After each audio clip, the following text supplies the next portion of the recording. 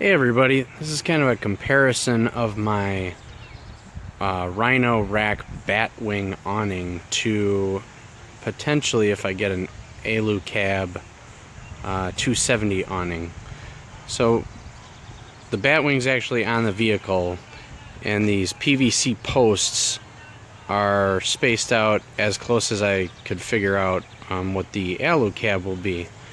And what you'll see is that some spots the Alu-Cab will actually have better coverage. So right here, this little triangle right here, that's going to have coverage over it. But then where the posts of the Batwing are past the tape measures, you're losing that area. So you gain some spots, you lose some spots.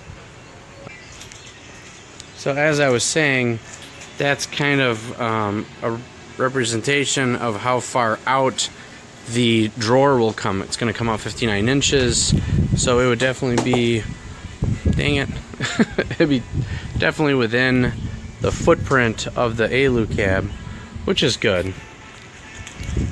One interesting thing about the 270 awning is that it's only 61 inches on the back side, so the wall, if you will, it's pretty much in line with the vehicle, which I think is ideal, because if I put the wall kit on the Batwing awning, this whole area to the side of the truck and to that back far corner is open. So even with the enclosure on here, all of this area is open, and so if there's rain or wind or whatever coming in through there, it's going to be getting into this area. Now that drawer that I was talking about that's going to be coming out the back of my truck, I think some people call it a galley. So that's where I'm going to have, here's my potable water tank setup. It's not quite done yet, as you can see, but this drawer, it's going to slide out, and I'm going to have a grill, and I'm going to have my kitchen utensils and all that stuff. And so that would not be very ideal for the rain to be just blowing in some night, after a long hike, and working on all that stuff back here. So I definitely get the feeling that the Alu-Cab is going to be a little bit tighter of an area, but there's pros and cons to that. So one thing that I notice is that with the Batwing, these posts, you have to have them up.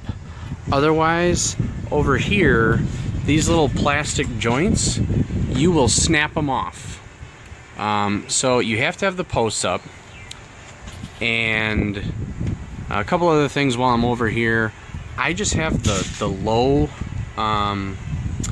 profile load bars for my Alu-Cab. And so I think it just comes into contact there. I think if I get the high-rise mounts, it'll be perfect. Another thing that you'll notice is that I close the locks, because the locks will actually rub against this, and over time of it rubbing and rubbing and rubbing, it's eventually going to wear a hole, I'd assume. This bar is just for a reference of the 61 inches for the back of the 270 awning, so I get kind of an idea as to where that is. So some of the pros and cons of the Batwing, as you can see, if these poles aren't staked down and the wind blows on the awning, it will lift the stakes up. And so I had to go to the store, and I was afraid that as I'm not going to be by the truck, so I was going to take the van, that something bad was going to happen to the awning. So I had to put the guide wires on. So from a convenience standpoint, the Alu-Cab 270 awning with its aluminum box construction or rectangle construction is going to be definitely easier to deploy. It's going to be sturdier, not going to have to worry about these little gusts of wind, like you see how it just moved there. However, it costs at least twice as much. So instead of 750 bucks, you're looking at 1,500 bucks. So as with everything, there's pros and cons. Some spots you're going to have more coverage, some spots you're going to have less coverage. I think the Alu-Cab has a better setup back here for the galley of my truck setup. Yeah, this, you can find all these dimensions online, but this dimension is 126 inches, that's 147. It's 65 to the side of the truck, but it's actually at an angle slightly. Back here, this is, I believe, 69 inches, and there it's 61. So if you've got a Jeep Gladiator and you're trying to figure out, hey, which awning should I get? So there's a bunch of different ones. Just make sure that you're parking somewhere that you can stake down those posts. And I'll show you, it gives you a really nice little hole here. There's actually holes on both sides so that you can kind of crisscross the stakes. So if I was actually parked on the grass, it'd be really easy. You stake that down, it's not going to move at all.